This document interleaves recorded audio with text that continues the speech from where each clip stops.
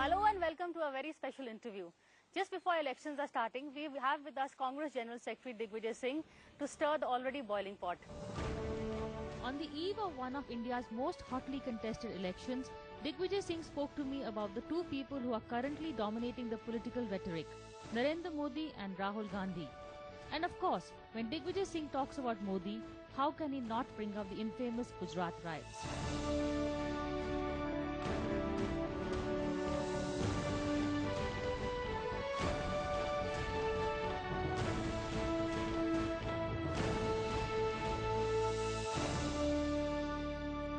Amazing this man's capacity to lie. The fact is that when Saeed Jafri's house was being attacked, his colony was being attacked, all this happened sometime in the afternoon between 1 and 3. And there was a press conference at 4 o'clock, which was only about few kilometers away from the place of this riot. And he did not say anything about this issue. Then he has also claimed in another book that he called me up when I was the Chief Minister of Madhya Pradesh and asked for some help, which I never gave. This is another lie, because I have never spoken to him on the phone. And therefore, I think whatever he says... He never called you up? Never. It's amazing how this man has a capacity to lie. And what was the police doing? In fact, when this incident took place in Godhra, Ratlam is closer to Godhra, one of my very sensitive, communally sensitive district in Madhya Pradesh, is closer to Godhra than Ahmedabad. And immediately I sort of told my DGP to mobilize as much force as possible to patrol the borders, because I knew this was going to happen. And we had to fire number of times, on number of occasions, when we had truckloads of tribals who had been supplied with liquor and arms to come and loot the Muslim families in Jhabua district and Ratlam district. Not a single incident we allowed that to take place. In fact, the Madhya Pradesh police had to fire a number of times on these people who had been totally been motivated and provided for by the Gujarat BJP and under Modi's leadership. So you're saying Gujarat administration basically? Absolutely, absolutely. Saying there's a role of the administration. You see, administration, where was this administration? When whole colony was attacked and the police was not there to be seen, in spite of the frequent calls made by Mr. Jafri's family, by himself, he is ex-member of parliament. In spite of the fact that he called up the commissioner of police, he called everyone he knew, and there was no response. He's saying that the whole incident, he's alleging a conspiracy. So the whole thing he's saying, it's actually to tarnish that there should be no, Atalji's rule was without any riots. So they wanted to create a riot, they wanted to create a situation. That is why the whole Godhra incident and the riots after that happened. You see, the Sabarmati Express goes through my constituency in Madhya Pradesh. And there were a number of incidents when these car sevaks were misbehaving with Muslims. In fact, one of my constituents from Madhya Pradesh, this young boy was thrown out of the running train by these car civics going to Ayodhya from Gujarat. Therefore, it is not a stray incident. It was consistently being done by these car civics harassment. So therefore, I don't know what triggered it off. Which took place when the incident. But his idea of a conspiracy theory, do you buy it to tarnish his image of a riot-free government? There is no question. The point is, the fact remains that Atal Bihari Vajpayee government was in Delhi, and law and order is a state subject. So how does it? How do the two connect? It is the state responsibility. No, but we say Babri Masjid happened under Rao's watch, however much you say state government. So, you know, you do give the Prime Minister some of the blame. No, it's not correct. You see, the total responsibility of law and order is with the state government. As far as the demolition of Babri Masjid go, Mr. Kalyan Singh was the Chief Minister of Uttar Pradesh.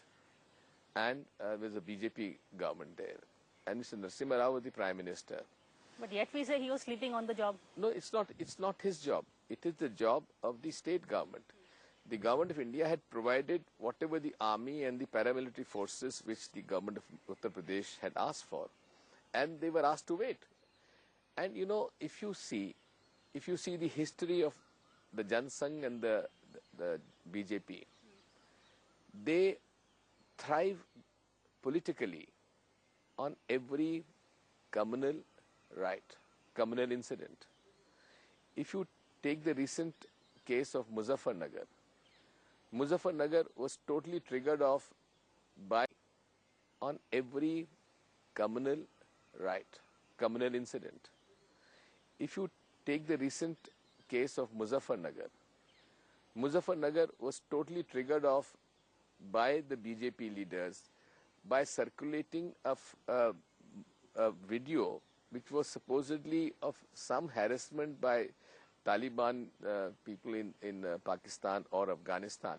This video was circulated on YouTube saying that this incident has taken place in Muzaffarnagar. But we are not 100% sure whether it was the BJP who circulated. I charge. It is a fact. It's a part of the charge sheet. But it's a part of the charge sheet, but yet not proved. It's a part of the charge sheet. The accused have been charge sheeted in the court, and they are on bail. And Mr. Narendra Modi and the BJP, they honor these people on the BJP stage. Now, this is totally politically motivated.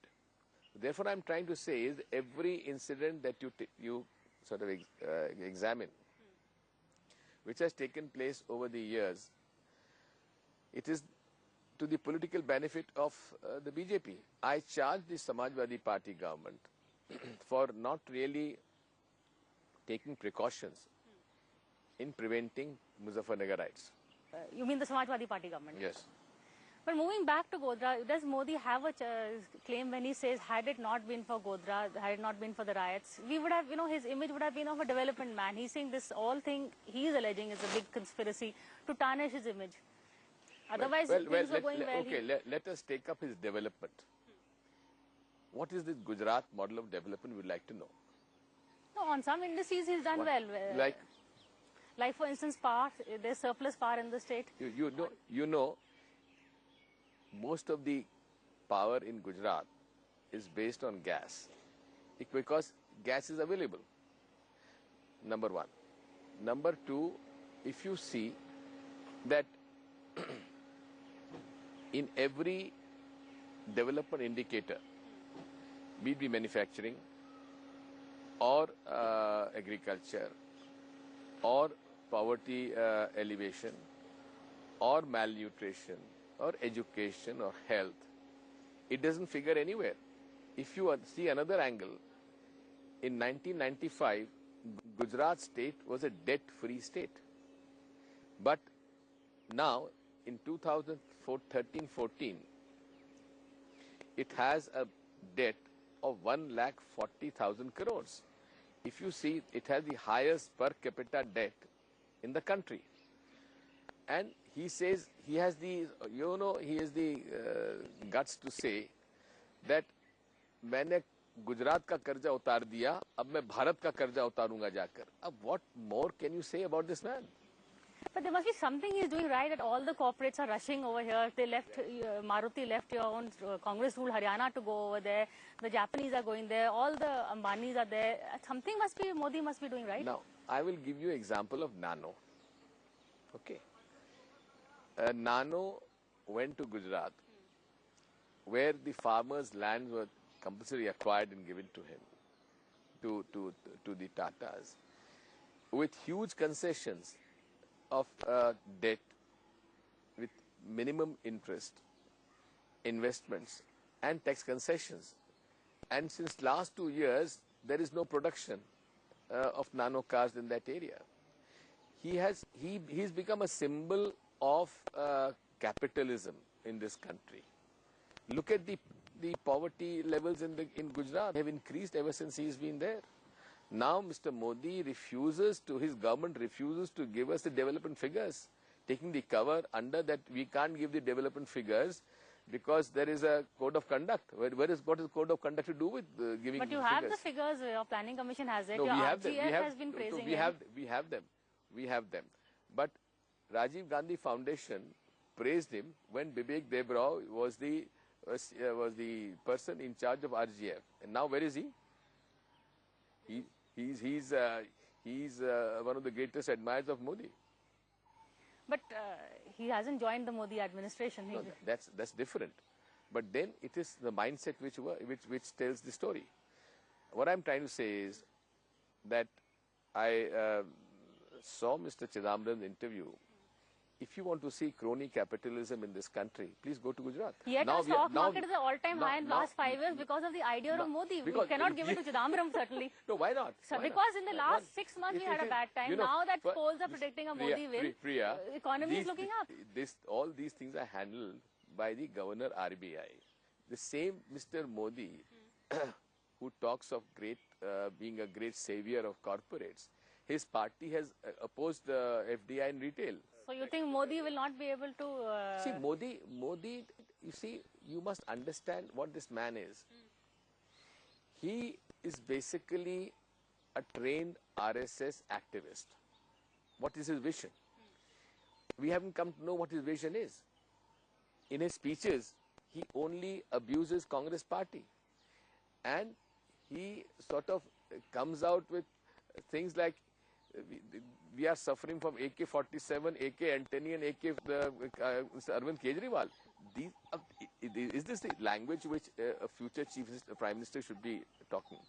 What is his vision about what is his vision about education in this country? What is his vision about health in this country? What is his vision about employment in this country? No, one side you're attacking Modi on a number of things. But the same argument I can use for Rahul Gandhi. What does he stand for? He's not opened his mind. He's still a work in progress. I mean, when will Rahul Gandhi finally make up his mind? We don't even know, does he want to be PM or not? Well, as far as Rahul Gandhi is concerned, he is a very serious, focused young man. And he has been given the task of organization. One second. By the Congress party to look after the students' wing and the youth wing. Okay, fine, Youth Congress. But what about Congress Working Committee? Now he's become Vice President. How long will it take to democratize that? As far as our manifesto, what does Congress sort of has a roadmap for the next 5 years for this country? Please go through our election manifesto, which is a draft document. Your manifesto is very low on delivery. Why do you say that? 2004, 2009. Remains reservations. Now you passed a whole host of bills in the last one month. Second. Telangana happened last minute. Whistleblowers bill. 1 second. If you see 2004, most of our promises have been delivered, except those which the Parliament could not pass. Now that's not our fault. If the Parliament, you are running the country. No, we are running the country, but who's are the political parties, opposition parties, allowing the Parliament to function? This last 1 year. The bills you wanted to pass, you passed. FDI and retail, nuclear bills. No, with great difficulty. But at the same time, this last with Lok Sabha would be known for a Lok Sabha which has adjourned for maximum days ever since 1952. But he is, this whole idea of Rahul that he wants to, do what the Aam Aadmi gents. Look at the primaries. They've been a total failure. Either your candidate doesn't want to contest, or, you have only Ajay Maken coming from the same seat. Meenakshi Natarajan rigs the polls. Tell me one thing. Which primary candidate has withdrawn except Baroda? Because he suddenly found that Mr. Modi is going to contest in Baroda. So he voluntarily It's not breaking news. You have to fight a tough candidate. You can't say, "Main jo jeetunga, wahi ladunga." It's not that. It's not that. He thought that probably because Modi was not that's not Modi's constituency. He has never fought a parliament election in his life. So you don't have a strong candidate for fighting Modi, is it? Of course we have. We have put up Madhusudan Mistry. Who has a Rajya Sabha safety net in case he falls? Doesn't matter. He's going to fight. And so we are going to fight in Varanasi also. But tell me something, Congress also has the reluctance of leaders to fight the election this time. You know, Chidambaram has opted out, Jayanti Natarajan Yashwant doesn't Sinha has want to. opted out. Only one, but he has so many leaders. No, there are a number of... G.K. Vasan, Thanka Balu, then Manish Tiwari. I mean, and those who are fighting, I've got a call from Sonia Gandhi, not Rahul. No, Amrinder Singh, Amnika Soni, they said Sonia called us and said we need. It's a good thing. It's after all, she's the Congress president. So now that is my next question. Is it that Rahul is not working out, which is why Sonia has to step in and make all these calls? Why No. can't Rahul call up? Because he's now the new face. when someone happens to be a senior member of the Congress party, it is always the Congress president who sort of conveys the message. So when will Rahul be old enough to make the call? No, he is the vice president. But he has to now start. The point I'm trying to make is, even in BJP, it is Mr. Rajnath Singh who is the chief. So therefore, it's not Mr. Modi who calls people to say you are fighting from some place or other place. It is. But I know it's. But Modi's call is more effective than Rajnath. It is mystery. It is a mystery to me. Sushma Swaraj says that in this denial of ticket in Barmer of Mr. Jaswant Singh was never discussed in the committee meeting. And Rajnath Singh said, no, it was discussed. Do you think Jaswant Singh should have been given a ticket? See, the point is, if you say there's a Modi wave in this country, then why are you sort of poaching congressmen as BJP candidates?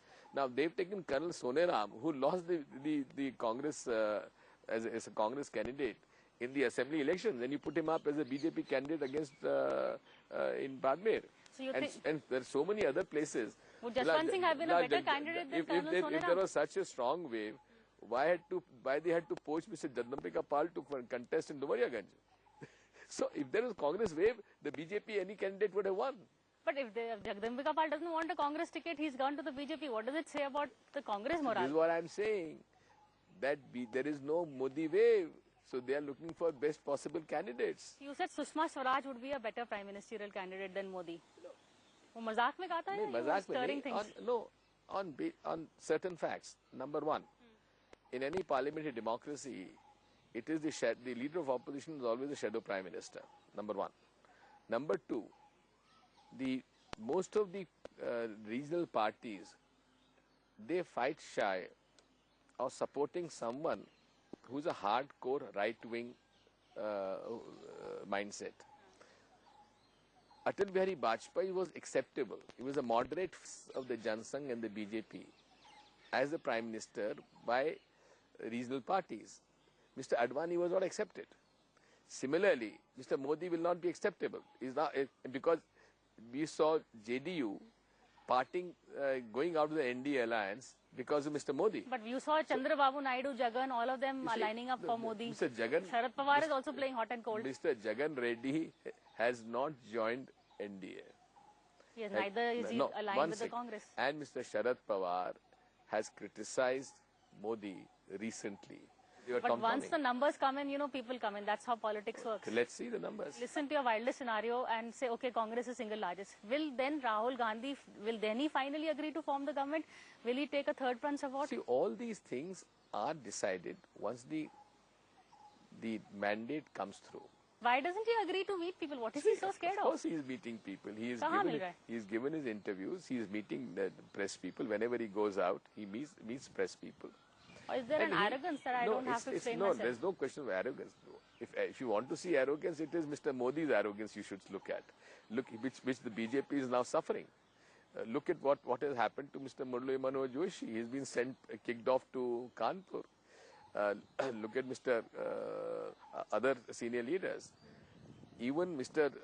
Rajnath Singh had to remove his poster and put Modi's poster within half an hour. So this is the situation which BJP has landed itself because Mr. Modi's strength and because of his support by the corporate sector in the country. But if Modi has a corporate sector support, whose support does Rahul have? He doesn't have the rural support very much. He doesn't have the corporate support. No, we have support base among the underprivileged.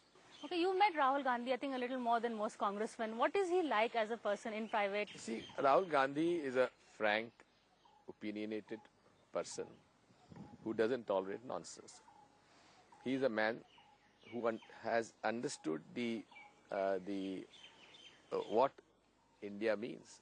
He's been to the remotest corners of this country without the paraphernalia which accompanies Mr. Narendra Modi. Dalits, This is a the very tribals. long apprenticeship. He's still learning. He's still a work in progress. You know, My this dear Priya, discovery this, of this country. they are paying for a very long it physiotherapy session. It takes time to understand this But this country. discovery of Rahul, No, India discovering Rahul, Rahul discovering India, 10 saal ho gaye. Discovery of India is not easy. Mr. Narendra Modi. But Modi himself has a track record of being a general secretary of various Mr. states. Narendra Modi has been Gujarat specific. He only No, talks no, of he's been Gujarat. to Himachal, But he's been general secretary of other wherever, states. Wherever he has been in charge of a state, No, they the may have- BJP has lost. But what about Uttar Pradesh and Rahul Gandhi? So, And also, I can tell you my track record of Pacific. He only no, talks he's of been Gujarat. to Himachal, But he's been general secretary of other wherever, states. Wherever he has been in charge of a state, No, they the may have- BJP has lost. But what about Uttar Pradesh and Rahul Gandhi? So, And also, I can tell you my track record of a national general secretary of Congress party is much better than his track record as general secretary of the BJP. so why are you not the Prime Minister candidate? No, see, we don't have prime minister candidate because we don't declare prime minister You have candidate. nominated It is prime against, ministers. it is against any principles of parliamentary democracy, and therefore there is some substance in Mr. Mulayam Singh Yadav says, because he is asking for a vote to become the prime minister, so he should not become prime minister until BJP gets 272 seats. Okay, and so this whole Rahul being reluctant, do you see Rahul as a Prime Minister someday, or will he again... It all depends on the people of this country. is he interested in politics? We get the impression he comes here, takes a break, comes back. Everyone, hit and run of that? everyone is not power hungry. But you have to be inclined towards power, otherwise... No, listen to me. There's a basic fundamental difference between Rahul Gandhi and Mr. Narendra Modi. Narendra Modi says, I will do everything. Now, Rahul says, I will do nothing. Rahul Gandhi says, let the people of, I will enable the people of this country to sort of work for the development of this country. This is the fundamental difference between the two. Rahul sounds like a textbook person, like ratta maar ke bol raha hai. Where does he... रट्टा मार के तो मोदी बोलता है एक भाषण देख लीजिए शुरू से लेकर आखिर तक तो वो रट्टा भाषण ही उसका कांग्रेस कांग्रेस कांग्रेस कांग्रेस कांग्रेस कांग्रेस कांग्रेस के अलावा कुछ बोलता है वो. But has Rahul failed as a chief campaigner, which is why we see more of Sonia Gandhi coming in. Her speeches are more aggressive. They get more in the mindset. I think you are missing the point. Has she stepped in to save You are Rahul? missing a point. Rahul ji has been campaigning throughout the country for the last 2 months. Mrs. Sonia, Not with much of an impact as- Mrs. Sonia Gandhi, In 1 week, she's made more impact than he has in 2 Mrs. months. Sonia Gandhi is addressing public meetings for the elections now, and she has been addressing public meetings earlier also. But the fact remains that he is campaigning throughout the country. Impact you shall see in 2014. Okay, if the Congress gets its lowest ever, what impact will that have on Rahul's leadership? You see, in politics there are ups and downs. Congress had gone to 450 plus in 1984, and same Congress came down to 190s odd But in if the Congress gets 1999. its lowest ever, will you blame Rahul? We had come to 114 at one point and still went to 207. So these, and BJP also had come down to 2 seats in the national parliament, which went up to more than 180 seats. But at the end, I said Rahul textbook type. What is he like as a person? What is his personality like? Is we still don't know him. 10 years of public life, he's still an enigma. First of all, he is not an arrogant person. Second, he is not a faku. He doesn't speak out of turn. He doesn't speak, he knows history and geography of this country, which unfortunately Modi doesn't know. He also knows... he only knows history and geography of his family. He knows the history and geography of the nation. He does not make blunders like Mr. Modi does of Takshila is in Bihar, or Alexander came down to Ganges, or China has 20% of the GDP spent in China for education. He doesn't make such false claims that Lijjat Papad was a success story of Gujarat. Now, he doesn't make these fake statements. So, but what about the blunders of Rahul Gandhi? You've listed all his achievements. What about the fact that he tore up an ordinance and shamed his own prime minister, saying, I didn't know about it? I mean, he didn't know about it that the cabinet is passing an ordinance. He says, makes such statements and gets away with it. You see, he has You're giving him a very long rope also, the Congress. he has been very clear-headed in certain matters of probity. And he thought that this ordinance should not come. So he made his point across. And yet Ashok Chavan gets a ticket. You know what? You must understand the difference between Ashok Chavan and Yediyurappa. Mr. Ashok Chavan and the Babubhai Bokaria, of a convicted person continuing in Mr. Narendra Modi's government. So this is a basic difference. No, he but has not been Ashok convicted. Chavan, let me tell you why charges are not framed. Because the governor of Maharashtra didn't allow CBI to prosecute Ashok Chavan. So CBI says, I have no charges. And if Ashok Chavan is not convicted... If you see the facts of the case, Priya... Neither is Modi convicted. Then you should say Modi also was not responsible for riots. No, I'm not saying. I'm only asking a question to Modi. So why a convicted person like Babubhai Bokaria continues to be his cabinet? Tell me one instance of a Congress leader who is been charge-sheeted and he's in government. Give me one instance. But tell me something. The same logic of Ashok Chavan should also apply to Modi and Yediyurappa. It's not that. It's not that.